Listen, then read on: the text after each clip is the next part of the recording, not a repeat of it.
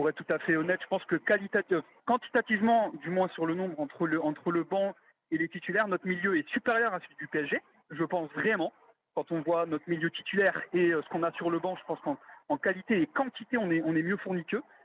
Mais après, sur les individualités brutes, ils ont des meilleurs joueurs. Et si ces individualités-là décident de se mettre au travail, je pense qu'elles sont meilleures que les nôtres.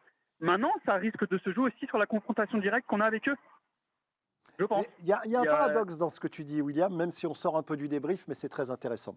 Tu nous expliques que notre milieu de terrain, quantitativement et au niveau de la qualité, c'est supérieur à Paris. Tu es d'accord?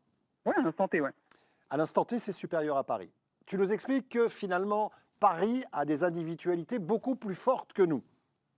Oui, sur le nombre, oui. Sur la globalité de l'effectif. Jusque-là, on est d'accord tous les deux. Mais le collectif dans tout ça, ouais. T'en parles pas beaucoup parce que moi, je pense que si on peut taquiner Paris, c'est que Paris est une équipe qui est découpée. C'est-à-dire qu'on compte sur un exploit de Neymar ou de Mbappé pour marquer devant. Au milieu de terrain, tu l'as dit et exprimé ici même, voilà, on n'a pas à rougir, on peut être même meilleur. Et derrière, Paris, ce n'est pas la sécurité sociale, même si c'est supérieur en termes de buts. Ils ont pris moins de buts que l'Olympique. Bien sûr. Donc, au final, c'est pour ça que je dis vraiment s'ils décident de se réveiller collectivement. C'est surtout ça que je voulais dire. D'accord, je n'avais pas compris. Si en effet, avec l'avenue du nouveau coach, il y a un nouvel élan, parce qu'on connaît quand même la qualité de Pochettino, hein, c'est particulier.